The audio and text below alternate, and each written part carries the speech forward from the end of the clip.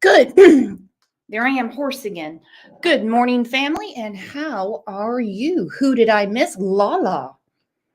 I'm going to put a bell on Lala, like the Find a Kitty I have on OJ. We don't see Lala for a long time, and Lala shows back up. Good morning, Rockin' Robin. I was talking to Prissy Missy. OJ, that is a cord that I need. Let's please get your paws off of things. Good morning, Michelle. Shani, what's up, girlfriend? Hey, Angela. Joy Callie. Marianne says she doesn't know much about this case. Well, we're going to fill you in. Don't worry. Actually, if one of the mods, we have a playlist for Riley now. If you could put the playlist into chat for people that are new to the case, please do. We're expecting a couple of special guests today. I did not announce it because if something goes on and they can't show up, I do not want to filter through comments going, that was clickbait. Brooks, why are you using clickbait? Brooks, I thought you were better than that. No time for that today. Bama Girl says, buckle up. That's right, Buttercup. You got it. Big weekend. First off, how was your weekend? Did the weather cooperate? Did you get any gardening done? Any garage sales going on? I mean, I don't know what you do in the spring, but I know what I do. We are putting together a grill that our wonderful friend Pat Kay sent to us for our house, a moving in present, and it was missing a few parts. So I got to talk to Pat yesterday, made a long distance call. I haven't done that in forever, to Canada. I felt very special. Almost forgot how to do it. Crazy. We got that worked out. Fun to Ski said she removed snow. Chuck Anderson, I played poker. Ooh. At the casino?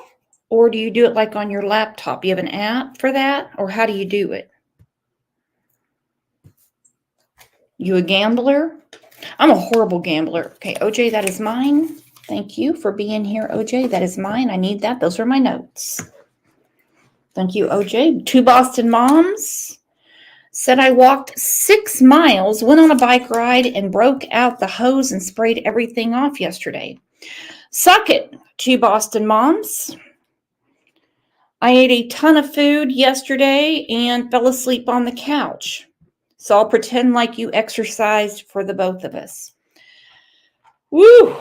That made me tired just reading that. Let's see. What did Kiki do? Kiki drank wine, went to brunch, and otherwise pretty relaxing. I would hope so with that schedule. Sounds like me laying on the damn couch.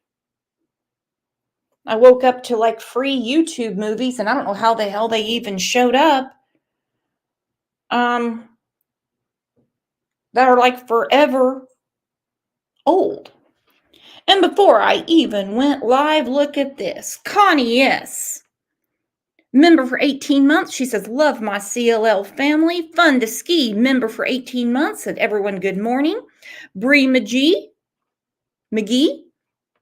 Here for OJ emoji. Love this CLL community. Love you, Bree. Lucia Williams, member for 3 months. So glad you're here. Oh, you have a white kitty. And Fun to Ski is already making it rain. So you know I gotta play the music. I gotta play the music. I love it.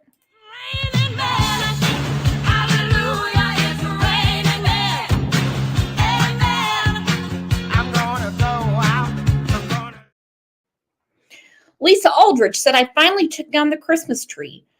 I sent to Jinbug because she keeps her Christmas tree up. Well, Christmas cactus because she's in Arizona. So she decorates it for every holiday. She has a Valentine cactus. She has an Easter cactus. And I tagged her in a picture the other day, not sure how it showed up on my Facebook, where you turn your Christmas tree into an Easter basket. You would have to have a lot of energy to do this, but it was adorable. I will find it and send it to you. Won't help this year because you took down the Christmas tree. You could be like my ex-mother-in-law. She kept hers up year-round and would throw a sheet over it at Halloween and call it a ghost, take the sheet off, get the hairdryer, and get all the dust bunnies off of it. to each their own. Whatever people want to do. Anybody have any corned beef and cabbage yesterday? Anyone celebrate St. Patrick's Day? I know our friend Gaelic did. Woo, she had a big one over there in Ireland. Speaking of, we need some well wishes for our friend Gaelic because yesterday she had a death in the family. You know, we're all friends here. There are no bad intentions. We might misunderstand each other, but at the end of the day, we agree to disagree. Let's take a second and tell everyone good morning. Missed you over the weekend, and let's get to the show.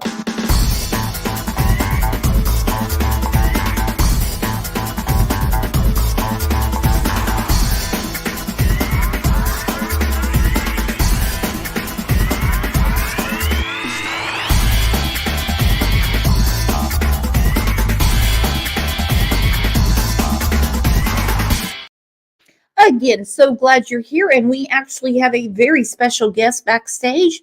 I'm going to let him introduce himself. His name is Chris. That's his first name. You're going to see the screen name Dinger, and he knows Riley and his family personally. Now, if you missed it, you missed it, but over the weekend, a lot came out. The Luke Bryant Bar said that Riley had one drink and 2 glasses of water. Now, by drink, I mean, drinky drink. He did not go out the back. He went down the front, and one of his friends came back up the stairs.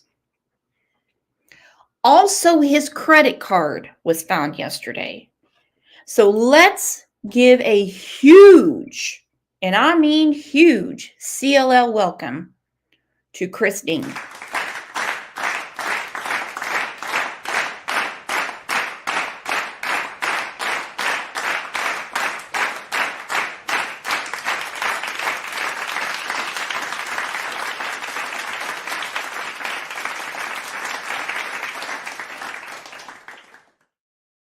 Good morning, Chris. I am so glad you are here. How are you holding up?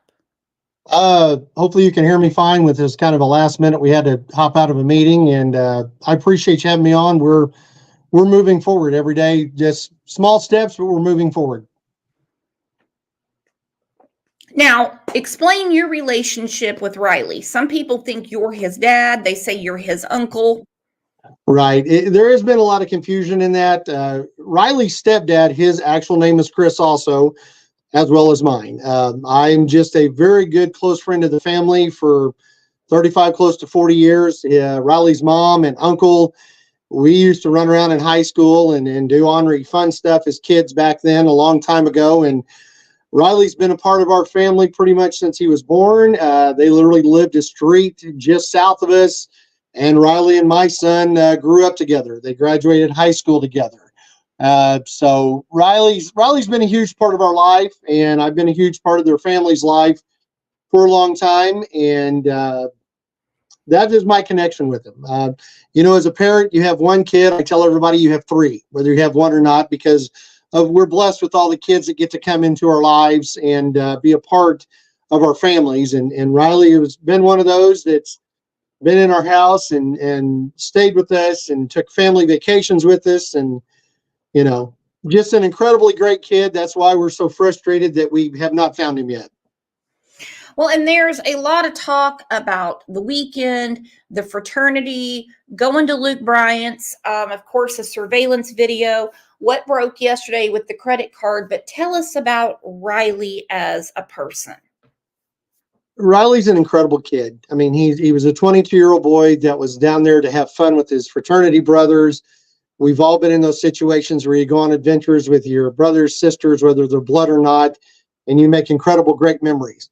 Unfortunately, this trip has turned into a nightmare for the Strain family and all of us that love him. Riley's a great kid. I can't emphasize that much. Everybody has seen all the pictures that we have posted and shared with him. And he was a natural kid that when you swung a camera to him, he smiled. You never had to ask that kid to smile. He was very laid back. He was extremely non-confrontational. He would, his grandmother would call and say, Riley, I had a branch that fell down in my yard. And Riley would hop in his car, drive all the way across Springfield, saw it up for her, go to the neighbor's house, the other neighbor's house. He was just one of those kids that was loved, respected everybody. And, he was truly an all-American kid that was living the dream. Graduated high school, got to go to college, a major college with some of his high school buddies that also went up there to MU with him. Was within 2 months of graduating with his degree in finance. I think it's what that was.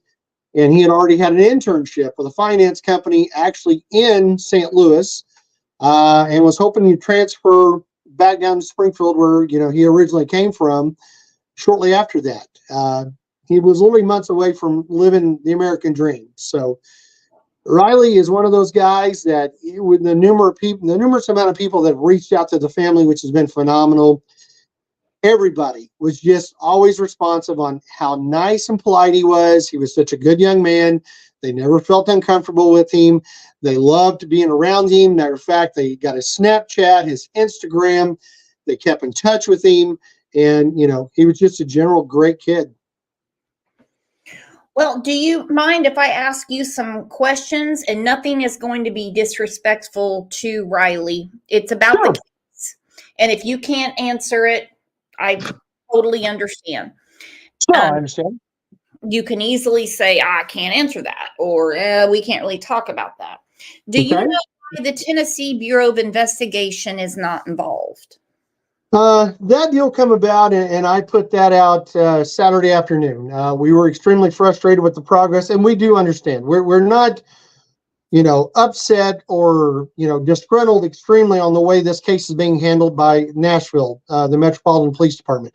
We're just parents, friends, and loved ones extremely upset that with today's technology, the information that we did have, how a 6'5", 6'6", blonde-haired, blue-eyed boy can disappear off the face of the earth in that big of a metropolis in that specific area. So we had been reached out to by several friends wanting to know. We were not actually, being from Missouri, we weren't aware what the TBI was, but we started having a bunch of people Wednesday, Thursday, Friday. It just kept amplifying. Why is the TBI not involved? And well, then I went to social media Saturday, extremely frustrated because we had actually called the TBI. One of his parents had, and at the evening, to give you an idea, we have a war room at the hotel, and that is where the family gets together. We get on podcasts, Zoom calls, and we go over the day's events. And that's why I've been trying to do. I appreciate you having me on the podcast, doing all the social media and getting the word out and trying to absorb the chaos that is in this world coming towards us right now, but giving the family that is physically in Nashville the leads that we have weeded through and thought might be, bring fruit to the table. TBI not been involved. So I made a social post about that, just asking, because we had called TBI that evening, had talked to a person at TBI and was told they had not been contacted yet by Nashville and could not be brought into the case until another agency contacted them to come in, which was all news to us. We thought, once again, we don't know how this works. Thank God we've never had to go through this before. So that's why, me personally, it wasn't on the family's chewing. I've turned up the heat a little bit. That's why I went to social media. That's why we were trying to reach out and see what was going on. Crazy enough, within less than 12 hours, pretty much, is when the card popped up. Now that we've got the card, we were hoping that with the finding of that card, that it would show that a crime had been created or had happened, and Nashville could now take this case to not a missing persons, but an actual crime. I'm hopeful. I'm not positive that's going to happen, though. And I understand where the police are coming from, but because they found the card, we still have no definition of foul play per se. Riley could have tossed the card when he stumbled, etc. So yes, we did find the card yesterday. Yes, we are extremely hoping that it does go forward and bring fruit to the investigation, as in they declassify this from a missing persons to a criminal case. I'm not 100% sure as I'm sitting here talking to you this morning that's going to happen, though, which that brings back to frustration. One other small thing that was frustrating, I actually had people that reached out to me, I think it was Friday, that had reached out to Crime Stoppers because we had put that out there that Crime Stoppers, if somebody was looking for a reward or wanted compensation for a lead, Crime Stoppers, I think, offers $500 or $1,000 towards that. And we've been, very adamant, hey, if we get something, we would love to assist in that. But I had people that literally, she put me on a 3-way phone call, called Crime Stoppers there locally, and they were not even aware Riley Strain was missing. So a lot of frustrations that's going on. I know the police department down there has been extremely overwhelmed in the amount of information and news that we've gotten, which we sincerely thank everybody for getting out and providing us that. I honestly think that's going to be a huge clue once we get the end story and we find Riley and we know what happened. Everything that we are collecting right now with the podcast and the TikToks and the just internet sleuths following us on the internet, I think all those pieces will put together the puzzle once we find Riley way quicker than we traditionally would. Unfortunately, right now, we still don't have Riley, though, and that's what we're looking for. Do you know where he carried his credit card? Did he carry it in a wallet? Did he have like a money clip? Did he just put it in his back pocket with his ID? Riley, I'm glad you brought that up. Riley actually has a Michael Kors billfold. I actually found that out last night because I had somebody else reach out thinking, hey, maybe if it was in a money clip or, something like that, maybe been in his front pocket. That's how it fell out. But a lot of the kids carry these small little like money clip style deals with credit cards, etc. But he did actually carry a billfold with him. It was a Michael Kors. I did reach out to his mom and, hey, can you tell me this, etc., etc. And Riley did carry a billfold. So it wasn't, it could have possibly been in his front pocket from leaving the bar. Yeah, may have pulled it out, put it in his pocket. So this way, when they were purchasing things, it was just easier. But Riley used his billfold. So he does have a billfold. Okay. So, have you given any thought to this homeless camp, where the credit card was found? We have. The crazy part about it is that exact area within literally 20 or 30 yards of each other is where we've gotten the most information on what happened to Riley past CCTV, which we've been very thankful for it. I think the homeless community may still be our ultimate leads in what happened to Riley. But the wild part of this is the homeless community that was down there literally got bombarded by people trying to help. And if you've been around the homeless community, there's a lot of homeless people that don't want to be met, don't want to be seen, and don't want to be found. And that has dispersed a bunch of them. That was actually in that area that evening. So now the process is we have several homeless people that we are reaching out for that have been the ones that we have found that have went to other camps, other sections of the city that was there that evening to get away from all the action, have been forthcoming. We've not had anybody that may have been a person of interest at this time that has not reached out and wanted to talk to us. But we firmly believe that the homeless community probably does have some information, and the police are definitely tracking it down. I will say that's been a blessing because they do have officers that work that area religiously and have a very good rapport with the homeless community. So it's not like that we ran into any walls down there. The problem is when this happened and it became a hot spot, a lot of the people that was in that area dispersed. And we're just literally trying to track down any person that could have been there, i.e. what the conversation we had with the last two homeless people that was in the news, toward the one was walking down the trail to their camp, yelled up at a buddy, hey, what's going on up there? That is the last person at this moment that we know that physically had talking to Riley in person. From there, he vanishes. Is that the man that was on the news and wouldn't be shown and said that other people said, don't worry about him, he's just drunk?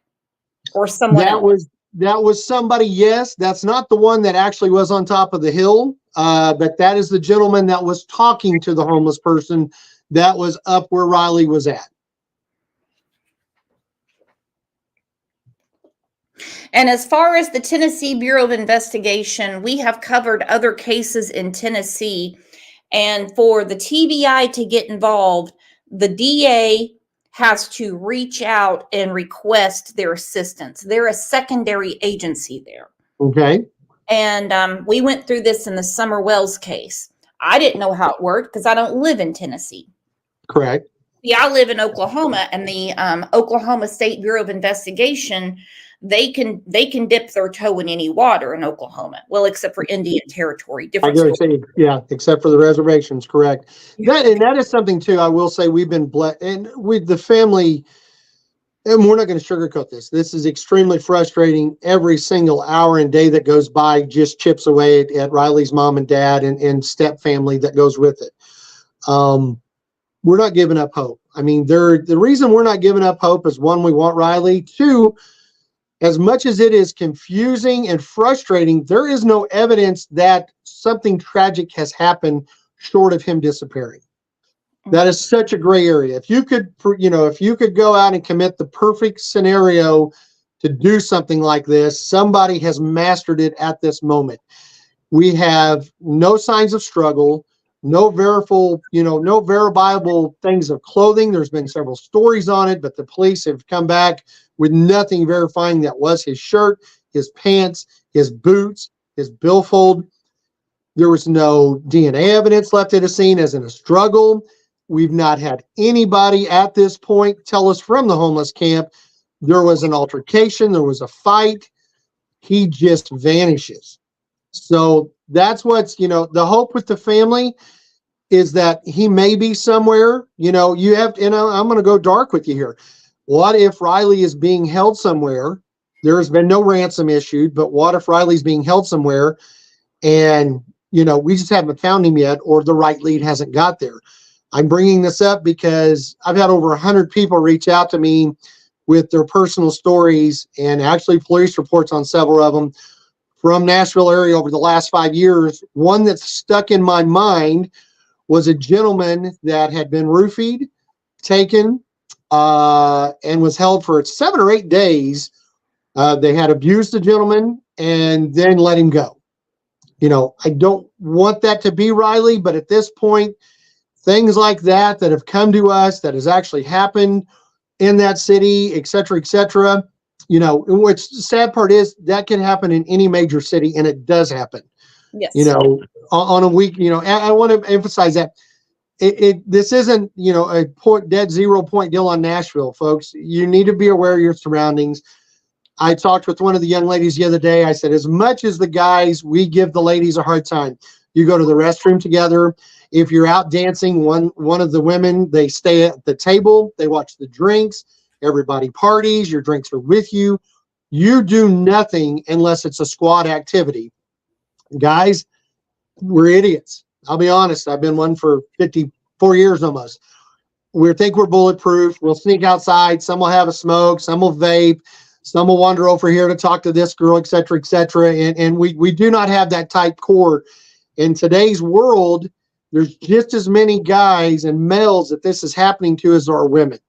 And I think the men need to realize and own up to it. Hey, this could happen to us. We actually had a couple that reached out to us that had something similar happen in that bar a while back and woke up in dumpsters.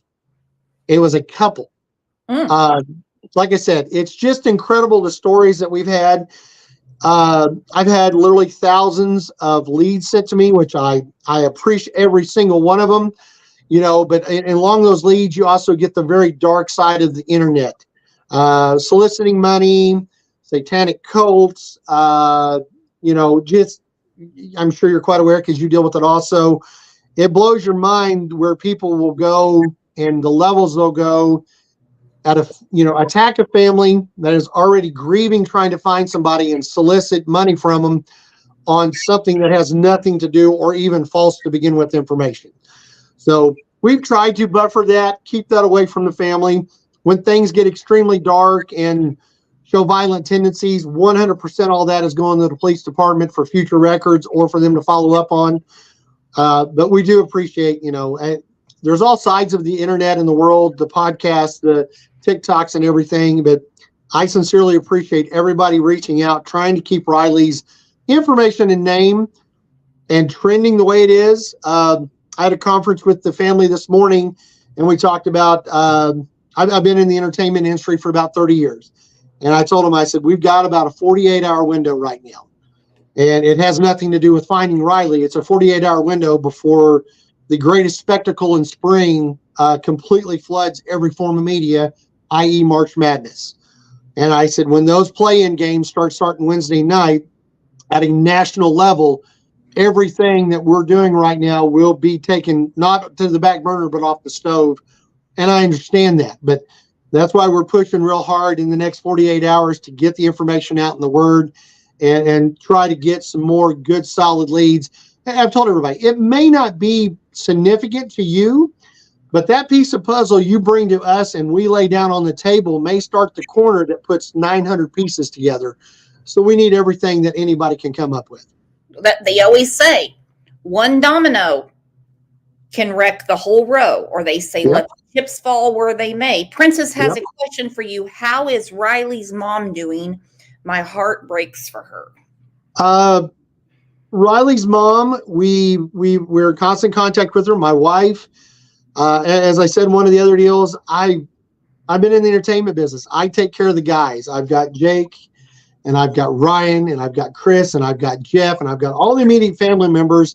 I put them in a private deal, and I'm throwing little stuff about every 2 hours across the board that'll rattle their cage, make them unthink about this for 10 minutes, even 5 minutes, where their brains can reset. The women on the other side with Michelle, they're constantly being out. We had a candlelight vigil here last Wednesday, and I was asked that by all the families and friends here in Springfield where we're at.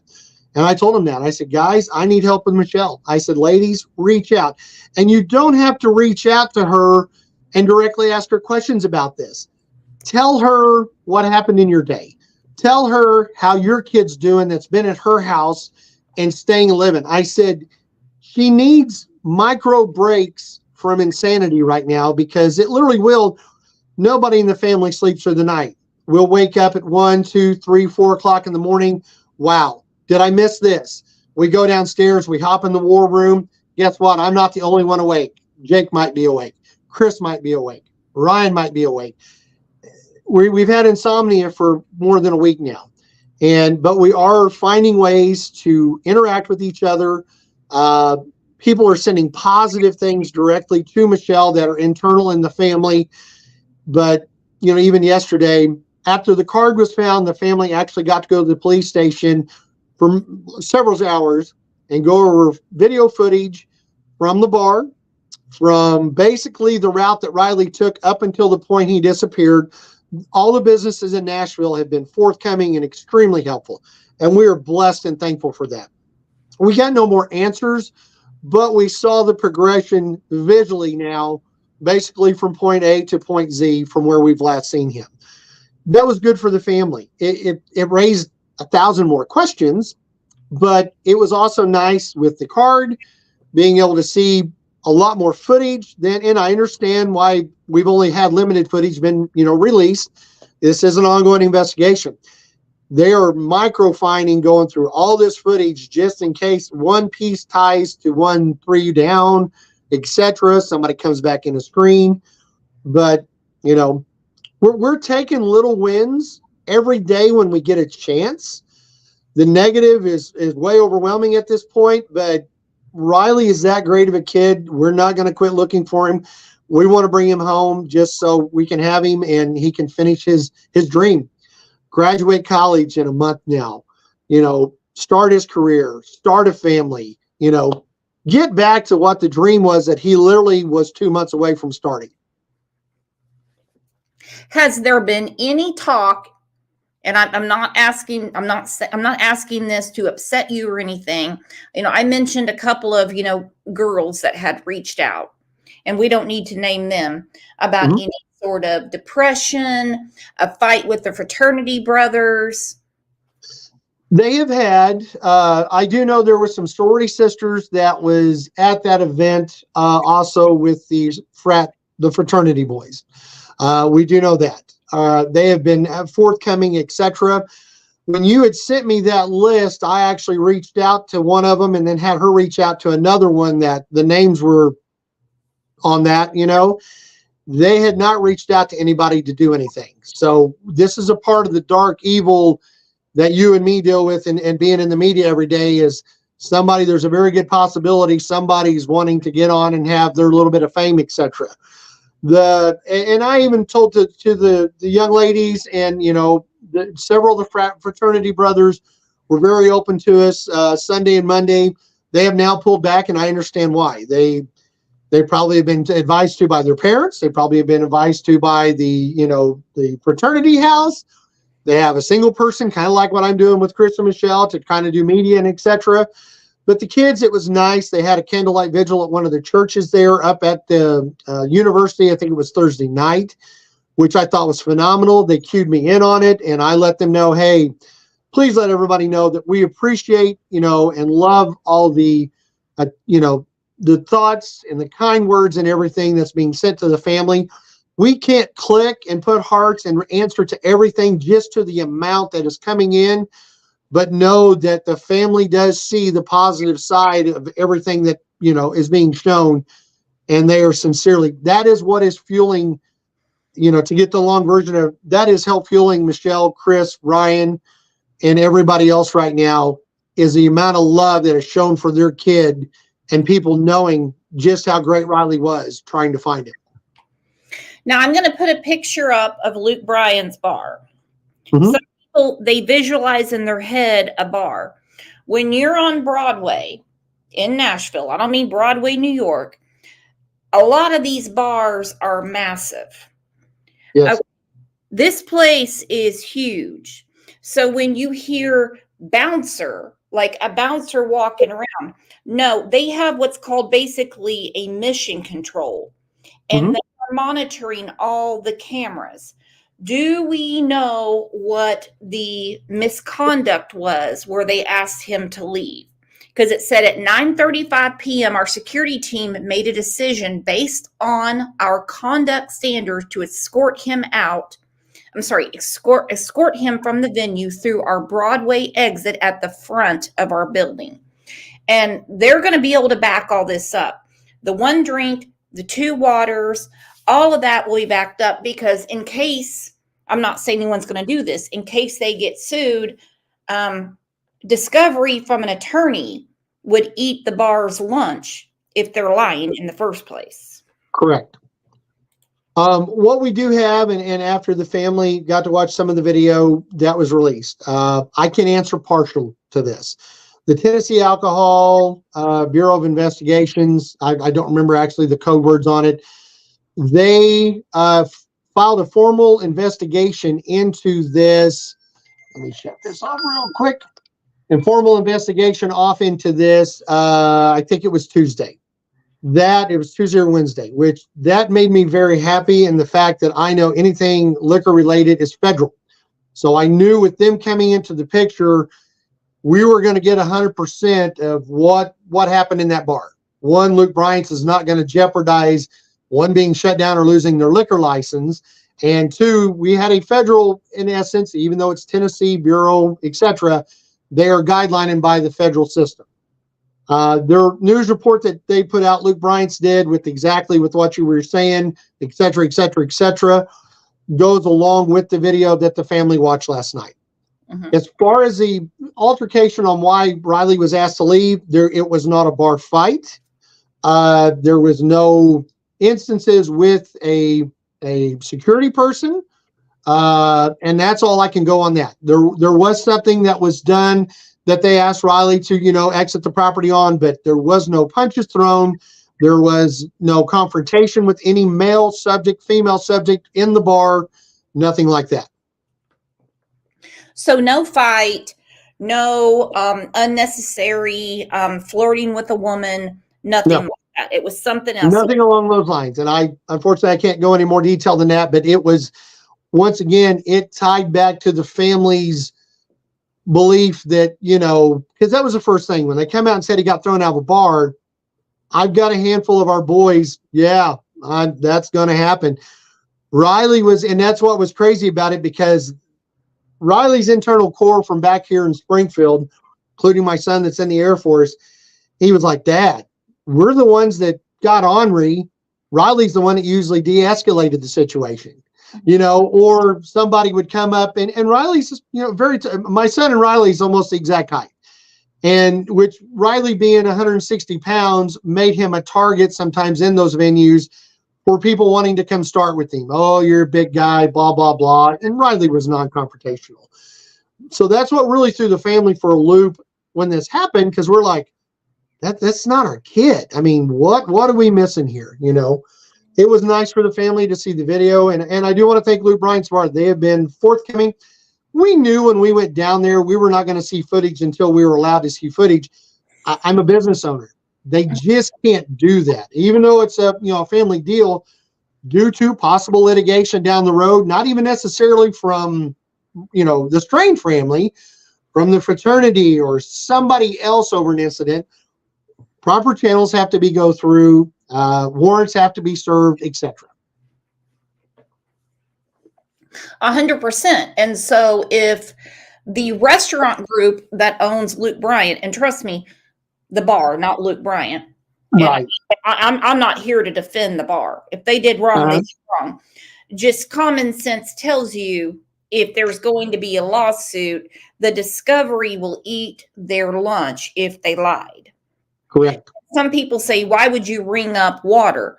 They do that in really busy bars. Oh, yeah, 100%. They're tracking the time of how much staff they need. Yes.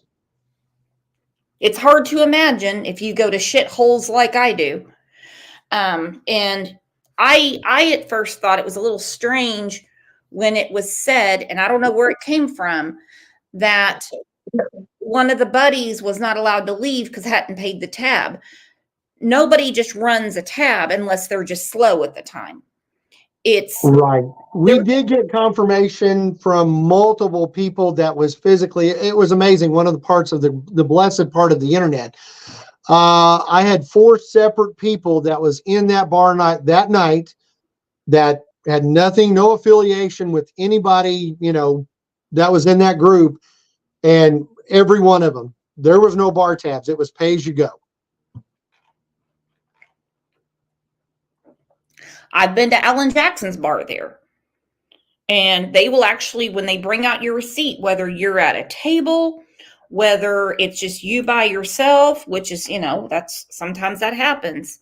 Your receipt, it'll show paid, and they keep track. Some of it, if you drive yourself, they will chalk the wheels to see how long you've been there. Nashville says that. Yep. So what's on the books for Monday, if you can tell us? We're still following up with some possible homeless leads. I mean, I hate to keep going back to that, but right now that literally is what we have that leads us to anything, because it is amazing. And I'm sure you have seen all the pictures of the actual area, the way the land and the river lays right there, how high the bridge is, how far the water is from First Street.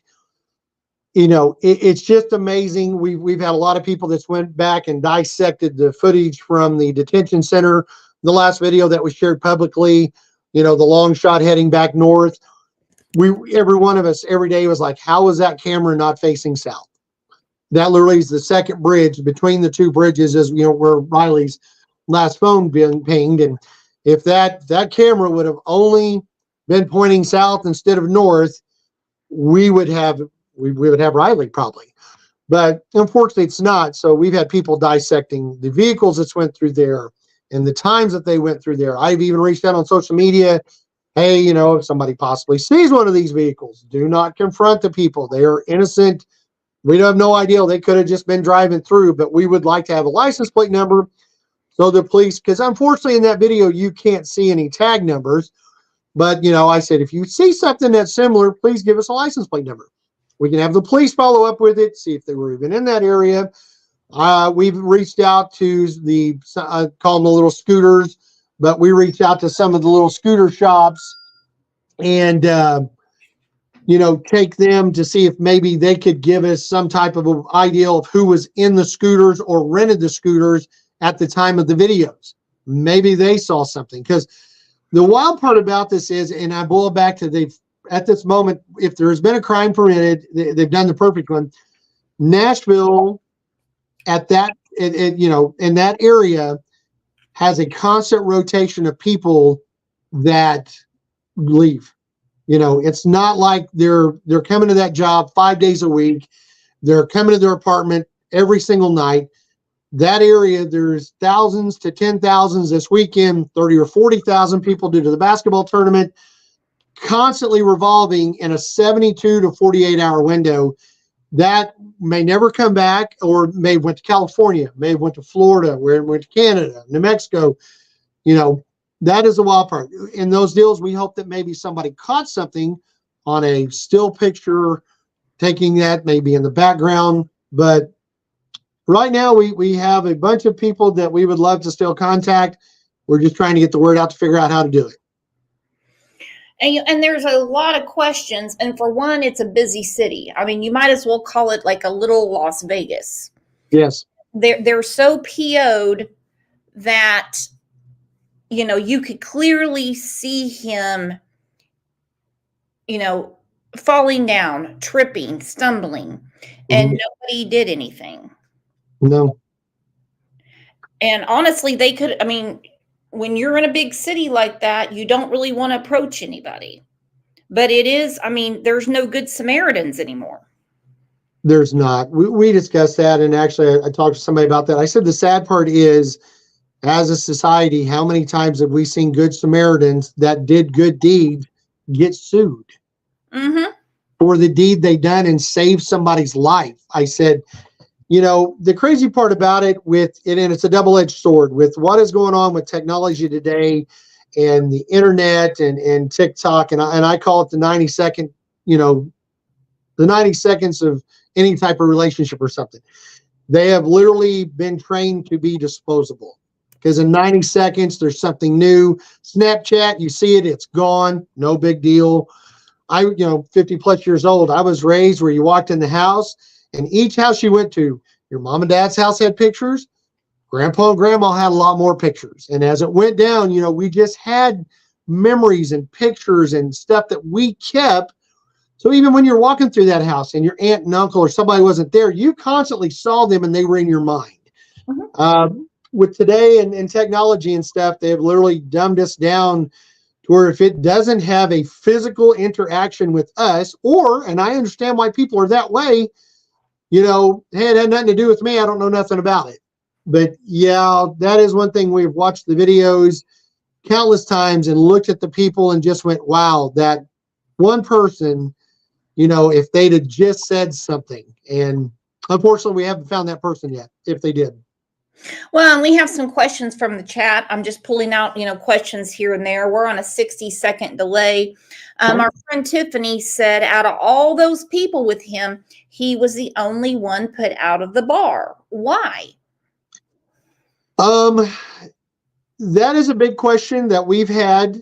We did get confirmation that one of the fraternity brothers did walk down to the street with Riley and turned around and went back into the bar. I don't know. As a dad and as a guy and running around with friends for a lot of time, we never, ever let anybody just wander out like that. Or especially if we had more than 2 or 3 people, now knowing that they didn't have open tabs, etc., it was pay as you go. This was, I'm not speaking for them, but as everybody that was in the bar that evening, that's what was told to us. Once again, armchair quarterback in this deal. How did they walk back upstairs? Did they leave a jacket? Did they leave something? But you think if there was multiple members in that deal, they could have been like, hey, Sammy, grab my stuff. I'm going down with Riley. We wouldn't be having this conversation right now. So exactly. Very frustrating. I actually do, believe the friend that said he was just going to walk back to the hotel. He was done for the night. And so, you're talking to, your friend that and if he says, I'm just going back to the hotel, then you're like, okay, it's okay if I hang out here longer. You need anything? No, but I'm good. And that's how, I have 3 sons. Yeah. And that's how they are. They're not going to be like, oh no, I need your help. Yeah. Well, we also have to take in consideration, I do not know, but you have boys and I have boys. There's a very good chance that they were right there partying at the same level he was when he was asked to leave, which means good decisions will not be made. And there could be the female factor. You have boys, I have boys. So if they're partying with a group of girls, they're not going to leave the girls. He'll be okay. He's going to walk back to the hotel. Let's get to real life here. Yep. No, there's a possibility. I do know Riley was recently seeing somebody, and I do know that the fraternity boys, several of them did take dates with them to this adventure to Nashville. Yeah, and you're not going to leave the girls there by themselves. No. Now, I have nothing saying that the gentleman that was with him in that bar also had dates either. So the crazy part about it, like we were talking, every time you look at something, it could go 100 different directions, and we've had people that's, has inquired about that. Are you upset at the fraternity? I'm upset with the fraternity as a guy. We have a bro code. Everything you're telling me is correct. Like what I said earlier in your podcast, we need to change the narrative on the guy's side of it. What you're saying and what I've been to physically and what our boys do. Yeah. If anything comes of this, I would like to see the guys actually, man up a little bit, take care of each other, but that also boils back to the fact just how much fun whoever was in the bar with him had been having. If they're having as much fun as Riley was, they're not going to make good decisions. You've got boys and they can be stone sober and not make good decisions. So yes.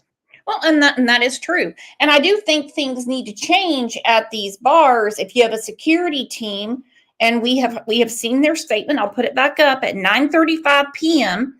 Our security team made a decision based on our conduct standards to escort him from the venue through our Broadway exit at the front of the building.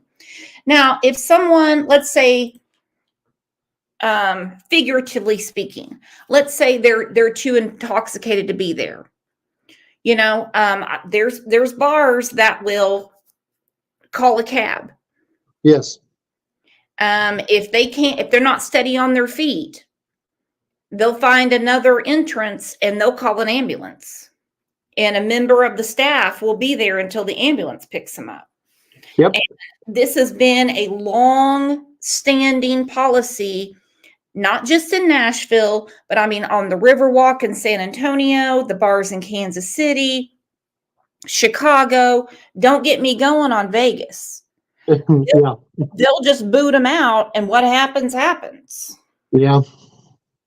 Well, and that's what's sad too. We just talked about that too. The amount of people and the volume of people that go in and out of there, and that is huge. That's huge industry. That street right there is incredible. The amount of money that flows through it. And they do cost data analysis on percentages of things that happen versus income. Mm-hmm. I've been in business. You understand it. Most people understand that. Unfortunately, at this moment, Riley is part of that negative part of the business industry. Mm-hmm. What's happened to him. I firmly believe, and I have no evidence to back that on, and I've said this from day one, what happened in that bar, the way things were handled, is a huge travesty on what the ultimate outcome is going on with Riley. Mm-hmm. That very easily, though, Riley could have easily walked out of that bar there was other fraternity brothers and some sorority sisters, like a bar or two away from there. At one time, it's been brought up to us, they thought Riley was going to that. Then they found out he was supposedly going to the hotel. There's so many dynamics to this that one simple decision that was made after he left the bar could have totally changed the outcome. We're dumbfounded. Why did he go the direction he went as far as he did? What caught his eye to make him go right back towards the river? And then when he got there at that last spot, what did he see that convinced him to go north in a very dark, desolate lit area? I mean, it's just mind-boggling how it's laid out. But other than that, once again, more questions. We do love all the help. We just need to figure out where Riley is and bring him home. Absolutely. And we're here with you. We're going to keep following and keeping his name out there. Yeah. And I know that you are working your tail off. I'm trying. Keep this going, because everything that came out over the weekend, and I don't do very many shows over the weekend. It's just kind of few and far between. But Right. when I heard about the credit card yesterday, at first I thought it was an internet rumor. Then it was Right. verified. And I'm like, okay. You know, and like I said, I was blessed with that. I have, and I know nothing about TikTok, and I you know, it's not my wheelhouse. I'm not into that. But I did, when this started, I reached out in multiple groups and everything. I said, I need the help from the younger generation. I knew I was going to be overwhelmed with information, leads, and a lot of bad stuff. But I said, I need the TikTok generation that understands this, breathes it, lives it every day. There is a good chance something positive will come out of this. And even all Riley's friends that are here locally, when we had our candlelight vigil, I said, please, I said, parents, blame me. I want your kids scouring TikTok, doing all this stuff, but looking for Riley. If there's any little teen message or anything that comes up. So when it was found yesterday, one of the other TikTokers that was down there reached out to me immediately. And she said, hey, so-and-so, you know, we're not going to throw names because the girls, unfortunately, has had a lot of bad stuff sent to them on the internet for doing what they did, which blows my mind. Finding evidence, they've been ridiculed for it. But I had one reach out to me and said, hey, you know, the girls found blah, blah, blah. I'm in a triangle phone conversation. I'm with Riley's mom and dad. I'm with the TikToker, getting a hold of the girls that just found it. Send me a quick picture of it. I'll tell you, I know what the bank he's at. Because anybody could have had, and I hate to say this, but we have been told, be prepared for false stuff like this. Mm-hmm. There's that kind of messed up people in the world. They will do this just to jack with people. And so when I had the card sent to me directly, saw the front of it, I told the girls, hey, 100%. They were on the phone with the police. Luckily for us, we have a direct contact with the detectives. And then I triangulated, hey, you were live. I said, there's about to be 100 people down there in that area because they know where you're at. Please keep everybody out of that area, and they're overwhelmed. They love doing what they're doing. They're searching and wow, we found something. And then, wow, we found something, I actually, some of the local media, which I've been blessed with down there, that's helped us. I reached out to them. I let them know what was going on. I said, here's I let the girls know their contact info. I said, man, if you would love to talk to them, if you want to stay anonymous, which being on TikTok, you're not, but I understand that when it gets to that level, it is very overwhelming. You're right. The young ladies that found that has been in cooperation with us. We're in a group now of a lot of them. And they even, just to show you the young ladies, they even reached out to me last night and said, hey, GMA wants us to go on in the morning. Is the family okay with that? And I said, yes. I said, it is solely up to you. This is your personal life at this point, but anything that you can do, like what I'm doing with you, and I appreciate you having me on, anything you can do to help keep Riley's name fresh and trending, please do. But I just thought it was so nice that, they reached out to the family to make sure it was okay, then to just instantly, a lot of people, they don't care. They're wanting to get clicks, wanting to build their own format. And hey, it is what it is. But that to me made the family feel really good about them. 100%. And we do have a question. Is this, since there is a lot of rumors and everything, is this GoFundMe for Riley's family for their travel expenses, their housing and everything? Is this legit? How much is in on that one right now? How much is set at it? Well, they set it at $1,000, but it's raised $52,208. That is the correct one. Yes, that is the correct one. Okay, all right. We've had, I think, to this point, 7 that we've had to have them take down. Once again, like we just talked about the dark side of this and the internet. But yes, that is the one that the family members, immediate family members in Nashville, stepdad, dad, stepmom, mom, all have access to. They've got an account. All 4 of them have access to it. And yes, they are sincerely appreciative of what's going on. You know, it helps the Nashville community. We actually had them reach out, and let me grab this. They actually reached out and offered up free lodging, food, parking. We actually had people that come over that wanted to do their laundry. You know, it's just been phenomenal, which everything helps. We appreciate it. Absolutely. Because I mean, people say, oh, I wouldn't care about the money. Well, you're not working. You got to Yes. pay bills at home. You've Yes. got to eat there, and it's all hands on deck to find your son. Yep. 100%. Life. So, You know, that's the right one, because I threw some money in it yesterday. Thank goodness. thank you. I Thank you didn't so realize much. there were some fake ones. Oh yeah, that's just one of the 100 things, you know, of a day that we have to attack and keep on, but I'll do it. And we're going to do it till we find Riley. Well, we appreciate you being here so much. Mhm. I've got all day for you, but Yeah. I know you are super busy. So Yeah. in closing, is there anything else you want to tell us? You know, what, oh, this is a hard one to ask. Oh, I know.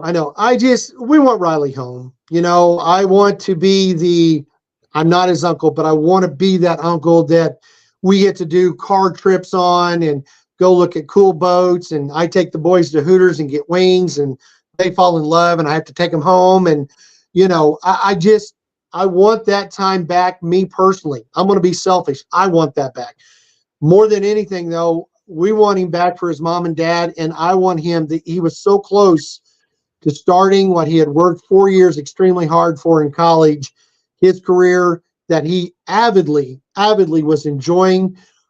We just want him back so he can get back and start his life and do the incredible things we know he was meant to do.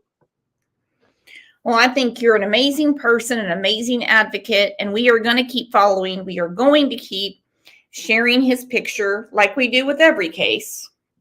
Well, the family appreciates you and everybody else. Like I said, it is only going to take this for us to get any more information and leads. And as long as I can talk and I can get freed up, I'm going to keep trying to spread the word till we find him.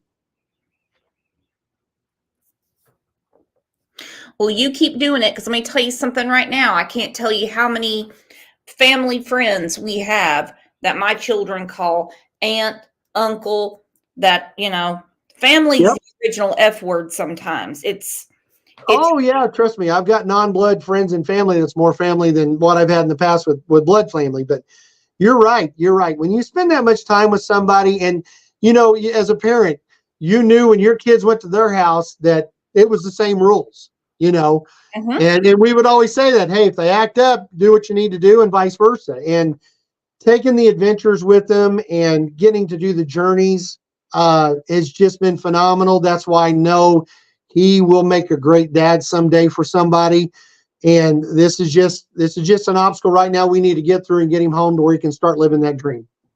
100%. And we're right here with you. Well, I appreciate you. Thank you so much for having me on. And like I said, just keep staying in touch. If you guys find something, vice versa, I would greatly appreciate it. Okay. Anytime. This channel is open to you anytime you want. Okay. Thank you. I appreciate you. All right. Big round of applause for Chris, because we need the proper information.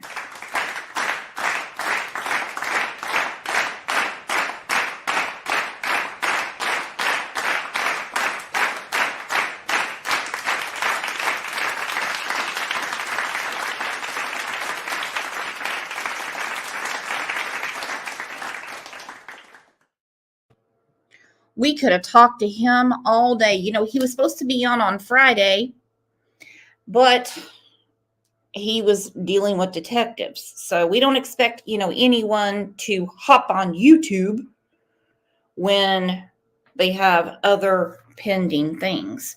So let's get to your comments from the last show, and we have another guest coming up in a little bit.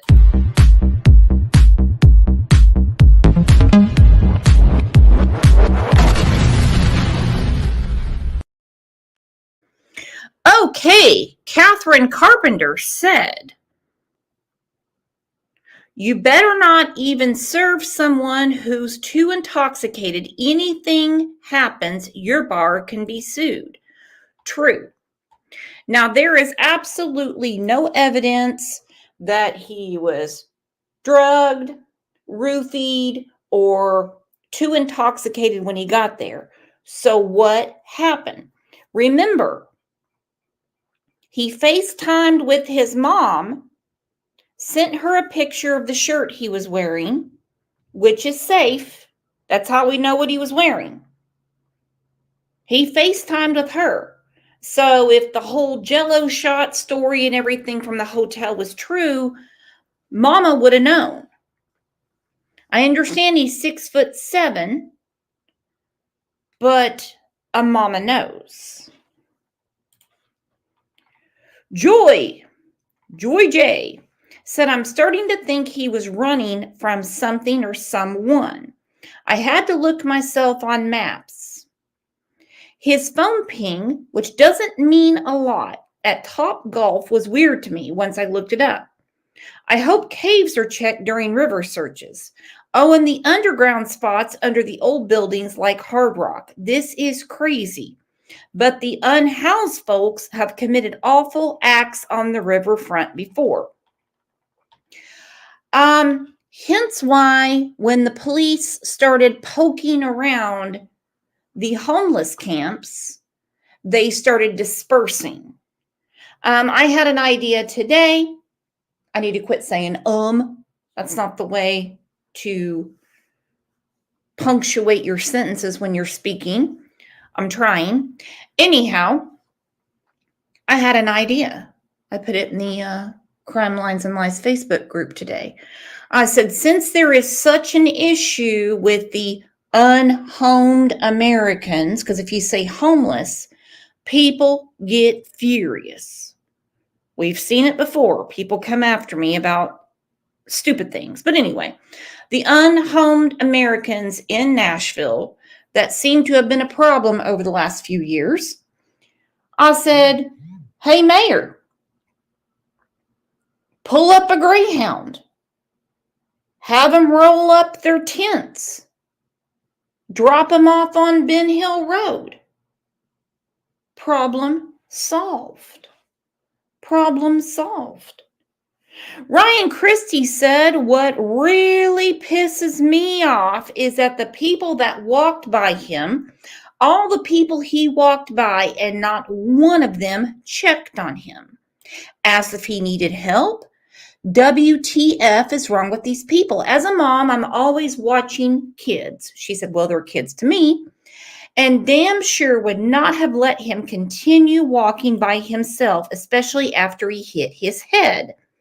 I'm assuming he had to have busted his head, even with him stumbling without an injury. I just don't understand why not one person, stranger, did not stop to talk and check on him. Well, I'm the same way. I'm the same way. Did they think he was homeless? I don't know. People are people. I get in everybody's damn business. I'm like, are you okay? Do you need something? But it's so busy. If you've never been there, it's so busy on Broadway Street. Truth is, people don't notice. They truly don't. And those that do, they're off to the next bar. Or they're drunk themselves. My goodness. All right, let's look at this. Because yes, his credit card has been found. And not gonna lie, that scared the hell out of me. Today, a major find in the case of missing University of Missouri senior Riley Strain. Welcome to News 2 at 10. I'm Kenley Hargett. Volunteers discovered his debit card as they were helping search along the Cumberland River. News 2's Nikki McGee shares this discovery 9 days after Riley was last seen. Yeah, Kinley, well, I can tell you this has been a long and grueling search for Riley's family. Many of these search efforts being concentrated to right here where Riley's phone is believed to have been last pinged, either on top or below this bridge. But as you mentioned, today, a major break in the case right behind me here. Several women out searching discovered his debit card at the very bottom next to the Cumberland, and they hope this will lead police to a more narrow search and hopefully get answers for Riley's family. God bless these women, and I don't mean it in a Southern way. I mean, God bless them. Because you're taking time out of your life. He is not your family. And you go searching around an area, which I'm going to go ahead and say it, is probably a little dangerous. Okay? It's probably a little dangerous. You only have so many police. Let's think about it. You have a city with, let's say, I'm going to use easy numbers because I round up in fives. You have a city with, let's say, 100 people. That's how simple my math is. And you have 10 police officers. Well, that means 90 people are on their damn own. And if 90 people need help and only 10 are on the force, well, you're kind of screwed. So thank goodness to these volunteers that went out. As you know, a body was found in the river yesterday. It has been cleared up. It was not Riley, and it was not Sebastian Rogers. I just met up with Brandy today. Like, I found her through TikTok, and it doesn't make sense that something so public, like, I feel like people should be here. People should be looking. On Sunday, social media connected two Nashville women in the search for missing Mizzou student Riley Strain. And it didn't take long for them to come across a major discovery, his debit card. She yelled, "I found his card." Yeah, I did.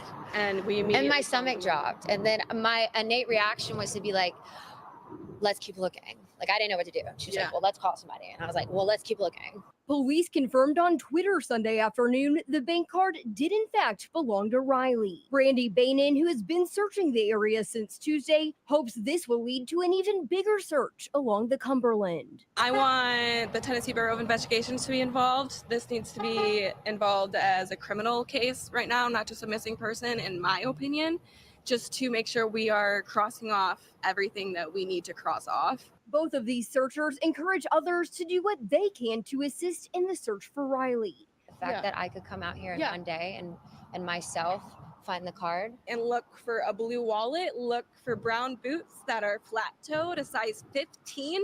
Those are big boots. That's going to be hard to miss, you guys. Above all, they don't want to see. Okay, we heard from Chris earlier in the show. So for those of you that are out searching, he had a Michael Kors wallet. We don't know where his credit card was. Did he still have it in the wallet? Did he have it in his front pocket, back pocket? I don't believe for a minute that he took the credit card out, laid it on the shore, and decided to go swimming in the Cumberland. No. And a size 15 boot is not all that common. All right, my friends, it's not. My husband wears a size 13. Try finding shoes that fit his ass. the case go cold. Bainon wanting to share this message with Riley's family. Their faces and Riley's face, I'm seeing every time I close my eyes. I haven't been able to sleep the last few days because I know his mom is not sleeping. And I just need them to know that there is people who do care as much as they do, and even about Riley and about them themselves, and that we really, really hope they are able to take care of themselves through whatever this outcome comes to. Now, this evening, I did speak with Riley's parents here on scene. They were on their way to go talk to police, and that was a meeting they originally had set up for tomorrow morning. In the meantime, if you have any information in this case, of course, you're asked to give them a call right away. Reporting live in downtown Nashville, Nikki McGee, News 2. And in our society, that's how you get stuff done. To get a fire going, you have to light a match.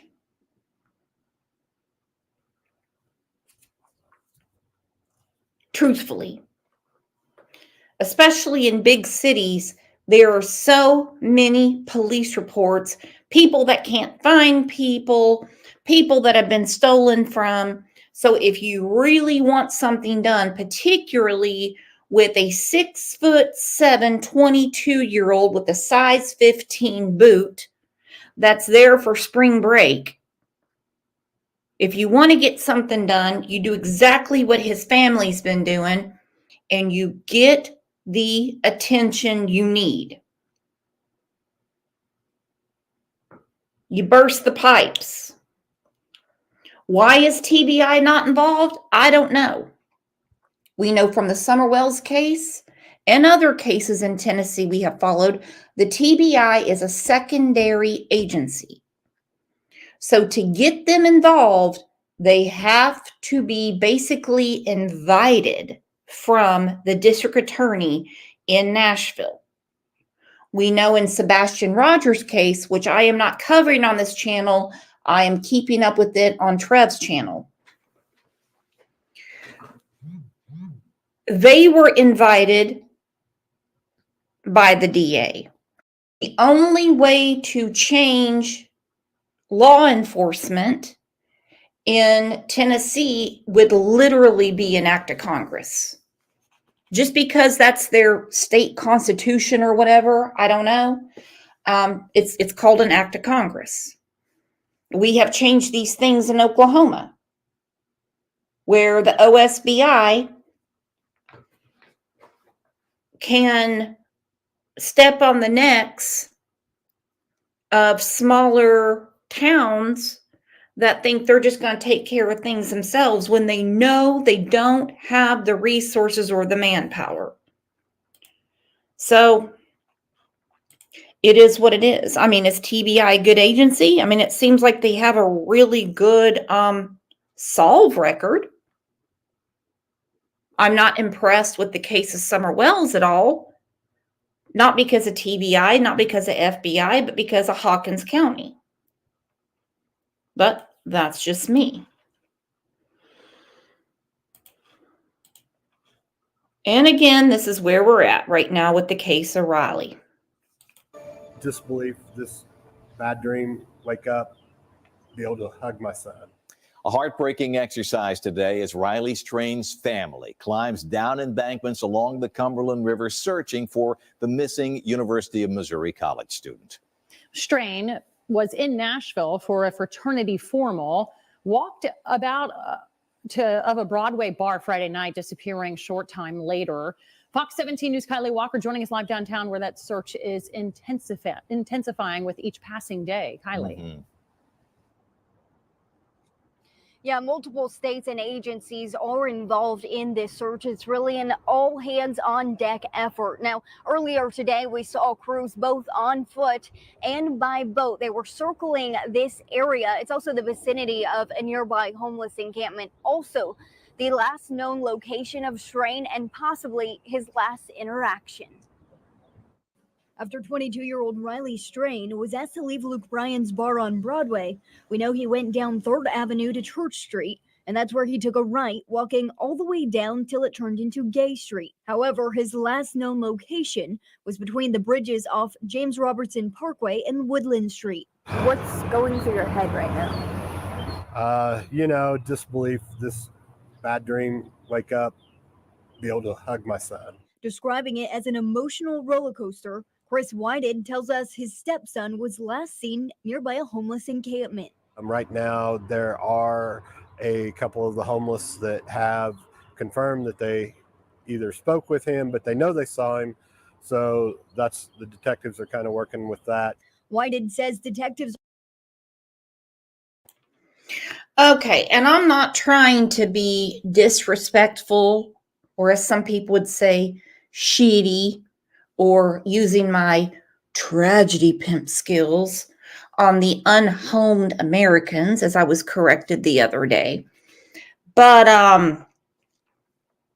even in Tulsa, Oklahoma, if you're parked waiting on the light to change, and there happens to be someone from the homeless community, they're going to be holding a sign, knocking on your door, wanting money. So if he is walking around their community, don't think they didn't hit him up for something. Please don't. And at 6'7", it's going to be really hard for cameras not to catch him. Now, Chris was talking about certain cameras that if they had been facing south, things would have been different. I need to go back through it and see exactly where he's talking about. It's been a couple of years since I've been to Nashville, so I'm not exactly the Nashville expert.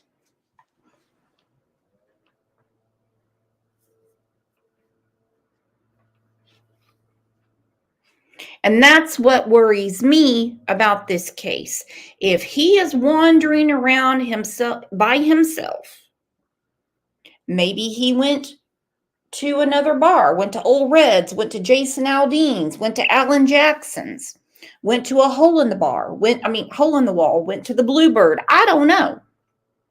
And decided, well, you know what? I'll just sit here and wait for my buddies to come meet me and, bring the girls or whatever. I don't know. Or he couldn't find the hotel. I don't know. It seems that the rumor that he went to the hotel and left again is false. As far as what was found in the hotel, as far as liquor bottles, Jell-O shots, I wouldn't be surprised, but it's unsubstantiated.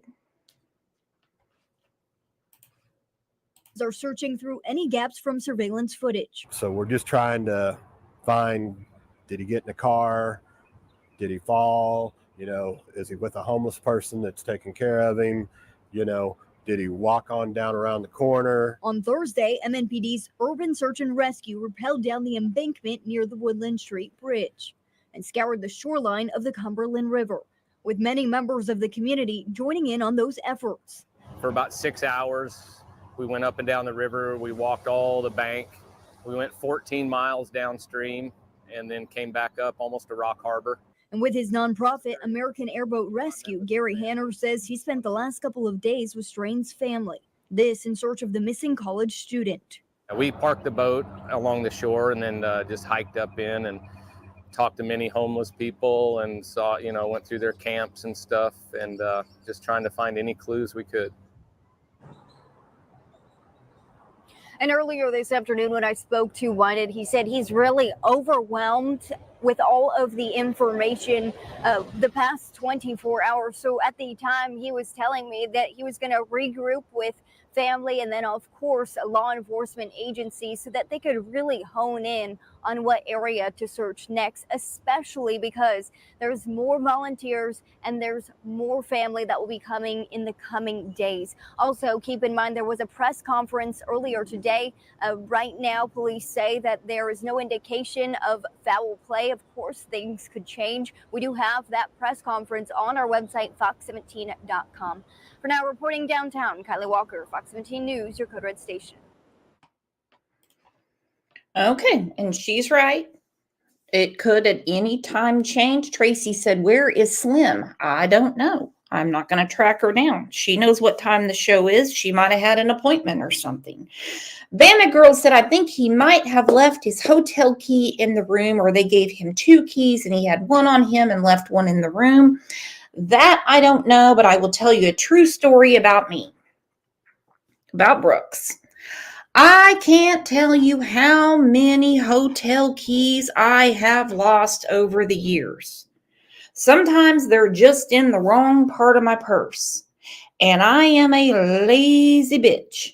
So what I do is I just go to the front desk and say, "I'm in room 302, 101, 227. Remember that show?" And they'll just give me another one, and I go to the room.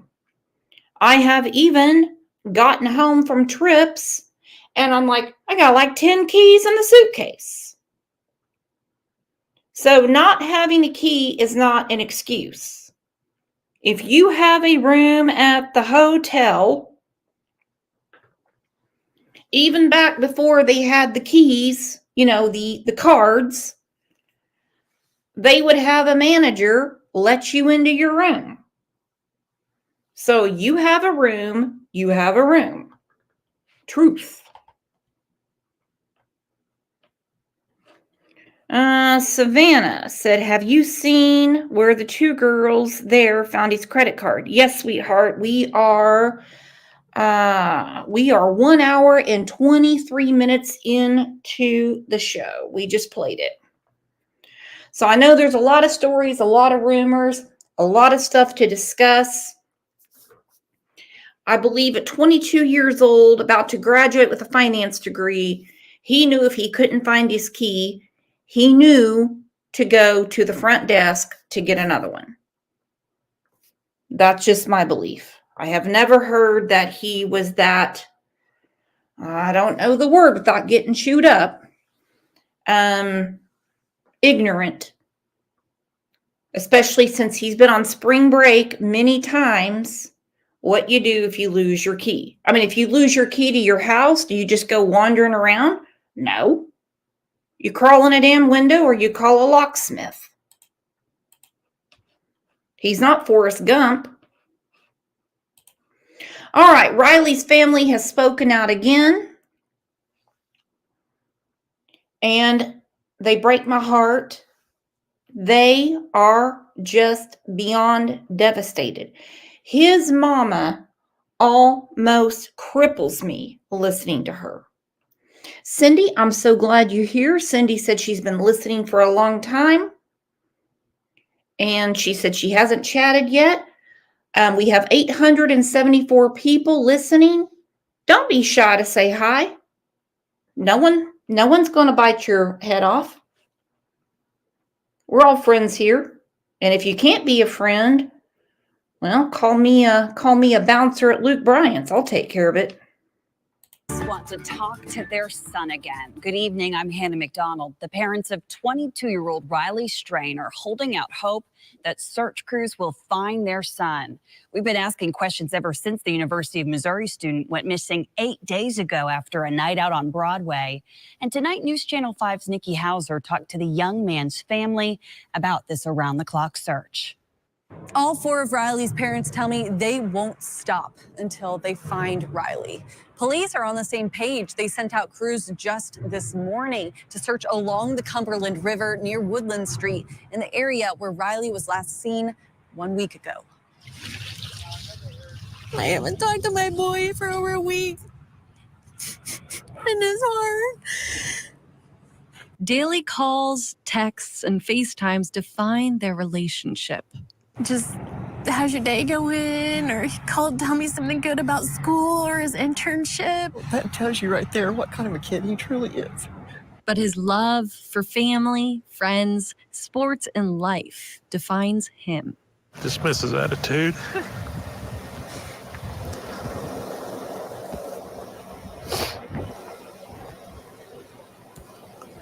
Dismiss everything about him. He's a good kid. 1 week has gone by since anyone has seen or heard from their son, Riley Strain. Crews scoured high and low Saturday morning for Riley, or a clue to where he is.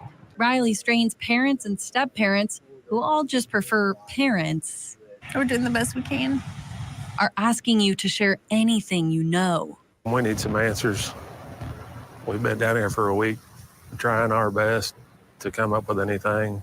And thanking anyone who has searched, supported, or shared Riley's story thus far. What you say to somebody that gives up a part of their life to help you find your life? It's amazing. Thank you for getting the word out and keeping the word out. And please don't stop sharing. Don't stop sharing till we bring Riley home. So they can be reunited. Let me tell you.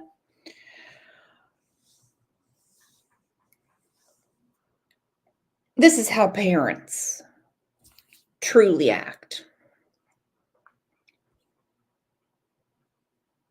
I mean, this is how I was on Friday morning when I couldn't find my cat. I was beside myself. So when we see other cases and we get the know-it-alls that say, well, you just don't know how people are really going to act in situations like that. Shut up. Emotions are emotions. I know sometimes we might laugh at wrong times, but when we're talking about pure grief, pure panic, pure God help me, this is what you see. With a young man they say they're blessed to know. Please, just continue.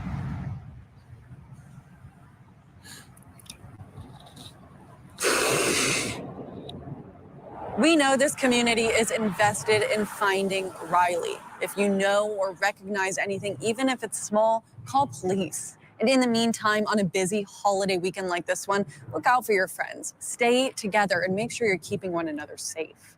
In Nashville, I'm Nikki Hauser, News Channel. And no matter the age, just me and I have spoke about this many times because my children are 28, 29, and 30.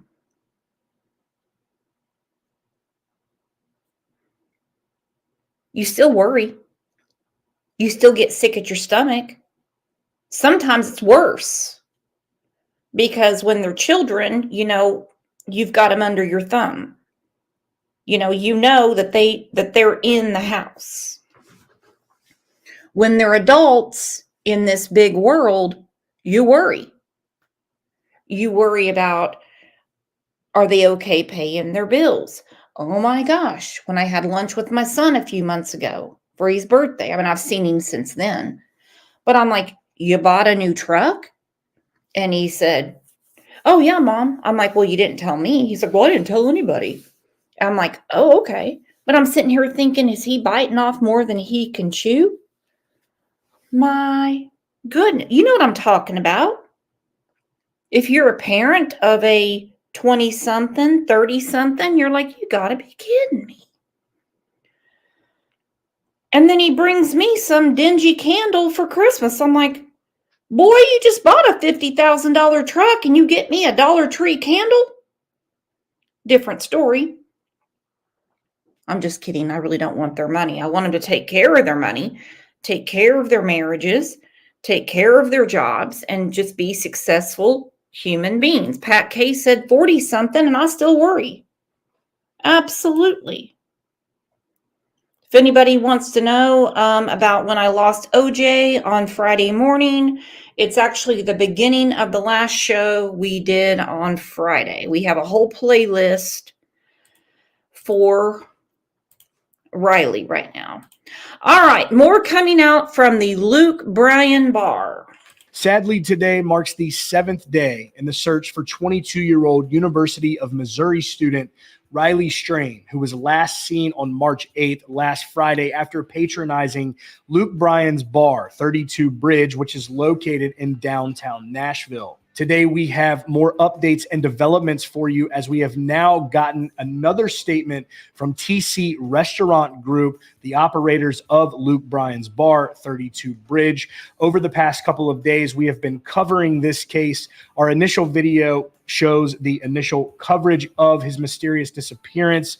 Yesterday, we did a video on what we have learned now that the Tennessee Alcoholic Beverage Commission has opened a case against Luke Bryan's Bar. I'm mentioning these videos for anyone who may not be entirely up to speed because eyeballs on this are important. What we also now know is that the Metro Nashville Police Department and several other search and rescue crews who have been on this scene for days have now pivoted their search into the river near Public Square Park, which is where Riley Strain's phone last pinged on March 8th around 10 to 10:30 p.m. Law enforcement and crews are working very diligently.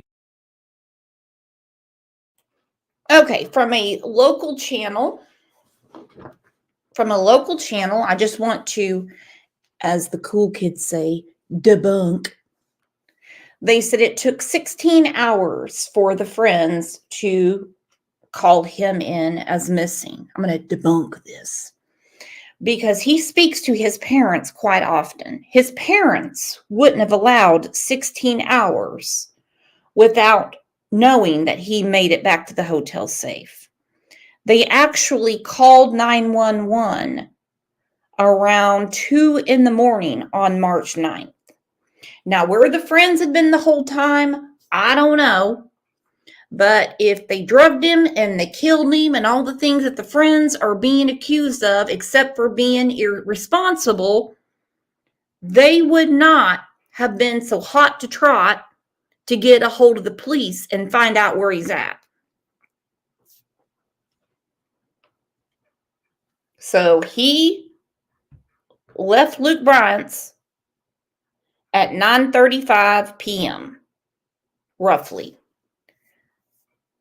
They were in front of the sheriff's office at 1:46 a.m.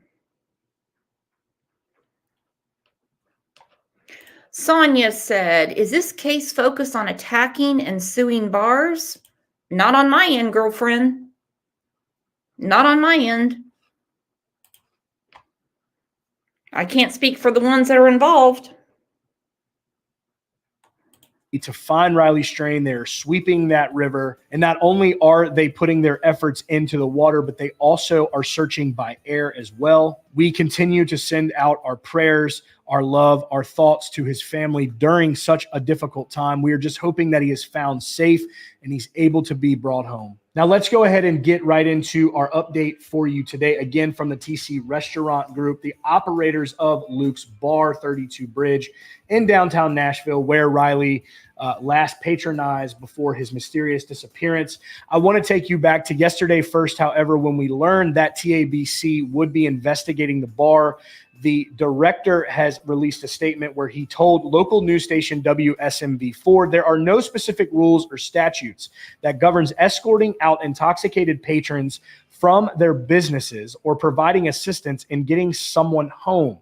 Now, the communications director, Aaron Rummage, continued where he said, however, state law prohibits serving alcoholic beverages to someone who is visibly intoxicated. That is a violation of a Class A misdemeanor. The TABC has opened an investigation into this matter to see if any violations have occurred. Now, the new statement that we are going to share with you guys in just a moment here from TC Restaurant Group goes into more detail on that night while Riley is inside of the bar, as well as when he makes his exit out of the bar, which there has been some questions surrounding which way he left from the bar. It has been brought up that he went out of the back. His friends went out of the front. His friends were not allowed to leave with him. And now they are addressing these concerns inside of this new statement, as well as their cooperation with law enforcement throughout this entire case. So here is that statement for you guys. Luke's 32 Bridge, a statement from TC Restaurant Group and Luke's 32 Bridge.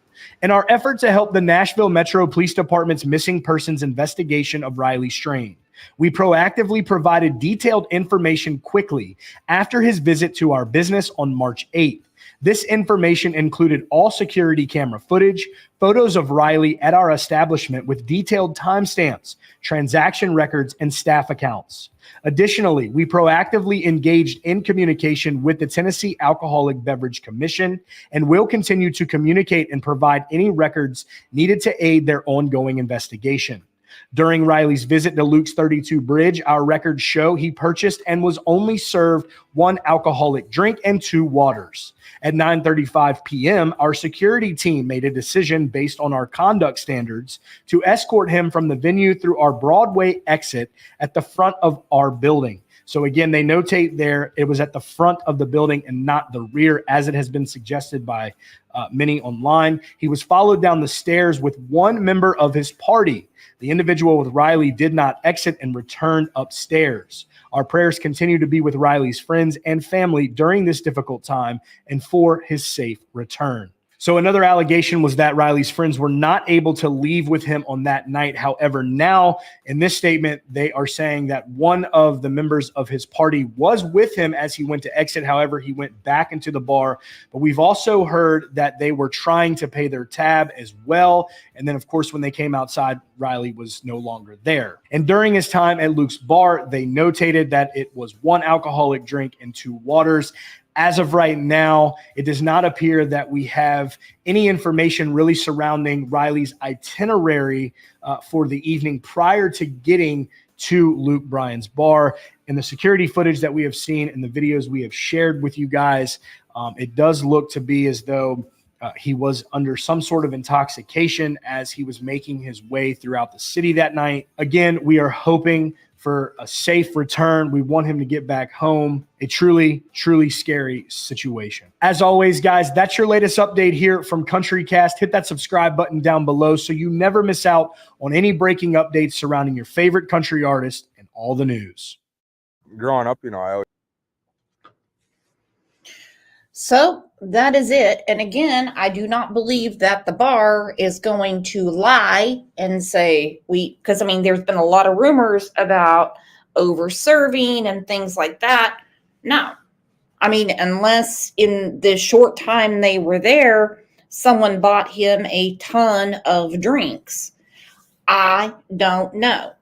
But their security team saw something unusual with Riley and asked him to leave. A friend went downstairs with him and went back up. And the friends are speaking to detectives. What bothers me about the friends is the misinformation. It takes me back to the Kylie Rodney case. There was a ton of misinformation from the friends. If you followed that case, I have a ton of videos on the case. Ryan Upchurch used to come on the show about it. And one friend took the reins and tried to walk everyone through it, and her stuff never made sense. It goes from a few people at the party to 300 to Kylie was out of her mind to we get the autopsy back and it was not anything that would lead her into driving into the water. Now, his friends are accounted for. The most we can say for them is that they were irresponsible and wanted to stay and party. We don't know where Riley's at. We don't know why the bar asked him to leave. This is their statement right here. At 9:35 p.m., our security team made a decision based on our conduct standards to escort him from the venue through our Broadway exit at the front of the building. So he wasn't bounced out the back. Again, here is a typical weekend scene from the Luke Bryan bar.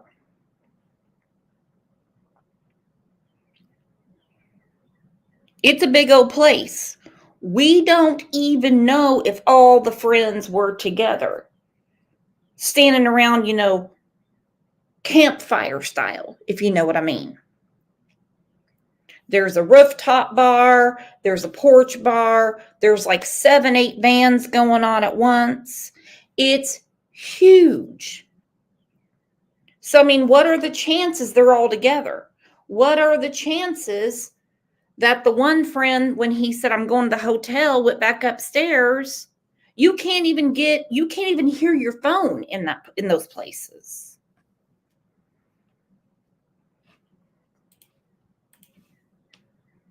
So, questions about who called 911 and what time. I see AG in here said it was 13:46 p.m. I read 1:46 a.m. But let's listen to the 911 call again. Because again, in these cases, rumors, TikTok chatter, Facebook chatter, that doesn't help us.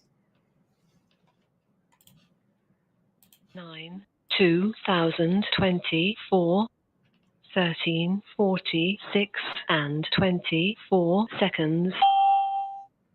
911, what is the address of your emergency? Hi, I don't have an address. I'm trying to file a missing persons report, and the Central Police is closed, and the sheriff's office said that we couldn't do it there. Okay, so where exactly are you now? We're in front of the Central Police, how do you say that? Precinct? How do you say that? Precinct. The Central Police Precinct on... Okay, there, 601 Korean Veterans Boulevard and down right across from the Music City Center? Yeah. Okay, and is that where you're able to wait for a police officer to come and speak to you? Yeah, we can wait for an officer here. Okay, what's the phone number you're calling from? Oh, my phone? Yes, in case we needed to reach you back, what is the best number to reach you at? And what is your name, sir? Braden, Brayden. And your last name? Baltz. Okay. And who is it that you're wanting to report is missing? We're here on a fraternity formal trip. It's one of my good buddies. Okay. What is his name? His name is Riley Strain. Riley, Riley, Strain, Strain. Okay. Is he white, black, Hispanic, Asian? He's white. 22-year-old, 6'5", blonde. Okay. And what was he last seen wearing? Outside of Luke Bryan's bar last night at like 10. And then the last time his location on his phone was by the sheriff's office at like 11 p.m. Okay. And what color clothing was he last seen wearing?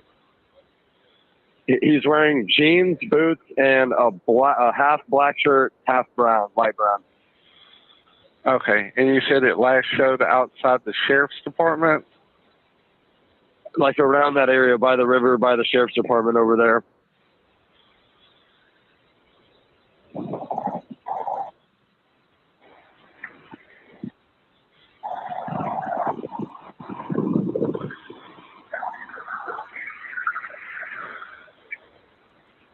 Okay. Does he have any life-sustaining medications or disabilities? No.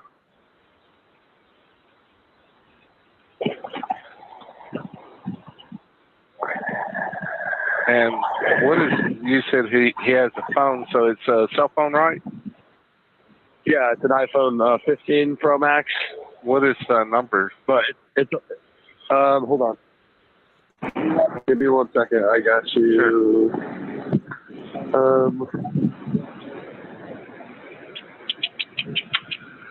All right, you ready? Yes, go ahead. Okay. You said the last four were 4198? Yes. Okay. And are you going to be waiting there at the door of the precinct, or are you going to be waiting in your car? I mean, yeah, we're at the front door of the precinct. Okay.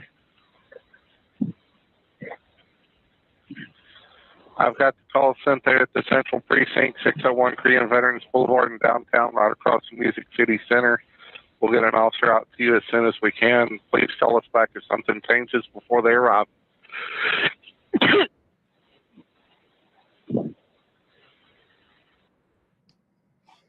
Scary as hell. That is scary. And as far as the dudes saying he's 6'5", well, he's 6'7". Tall is tall, but there's a big difference between 5'9" and 6'7". And he's got blonde hair. Well, you know, some people just don't recognize the correct hair color. It's okay. They know about what they're looking for. And Savannah, I wasn't picking on you with the capital letters. It's just that YouTube takes it as aggression and arguing. If you can't see, I wasn't trying to pick on you. This case is very scary, and I just cannot imagine. For one, I don't think the group was all together at this bar. It doesn't make any sense. They tracked him through Snapchat. That's how they knew where he was. I just don't believe that all the guys, when they got there, were all together the whole time. One's at this bar, one's listening to this band, one met this girl. Irresponsible? Yes. Criminal? No. Some people are picturing in their mind a small setting. And remember, at this bar, because people are saying that the bartenders probably drugged him. Well, why pick him out of all these people? And no, he wasn't the only person that was told to leave that night. In his group, yes, as far as we know. But no, many people were told to leave. It's spring break, and there was a flood of new people that came. So we don't know the conduct because Chris said they're not going to comment on that. But it didn't involve the friends. It did not involve a female. So I don't know. Did he have an argument with one of the staff? I don't know. But their conduct standard told him he had to leave.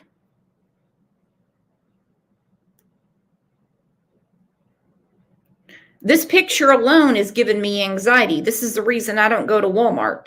Hell no. It's the reason I haven't been to a mall in probably 30 years. Michelle said, did Chris say he was acting out of character at the bar? No, he did not.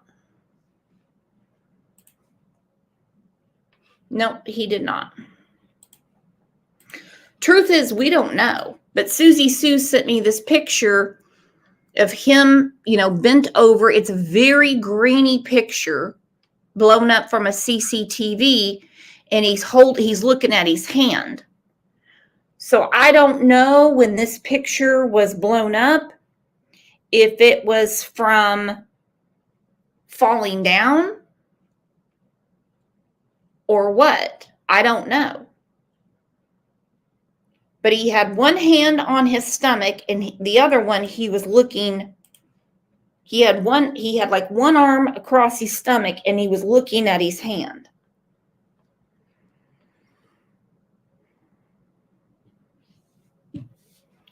Very scary.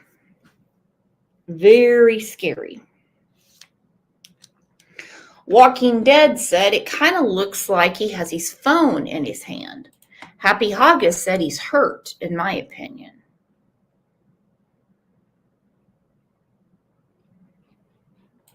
Rexy said his phone. I don't know, because he was holding his stomach. So where's the phone? We know the credit card's been found. It has not been substantiated that his clothes or boots or anything have been found. That's why they're asking.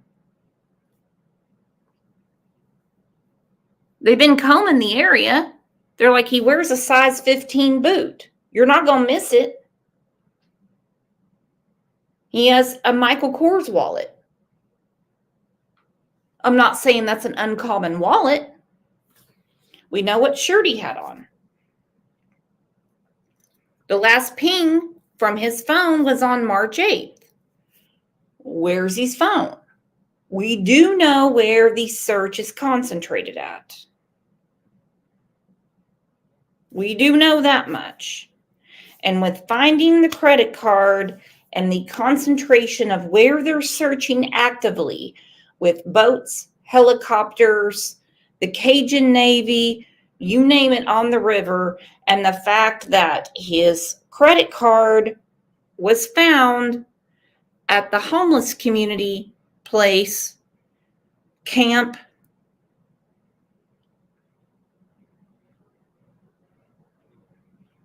it doesn't look good. But I know what does look good, having such great friends like all of you.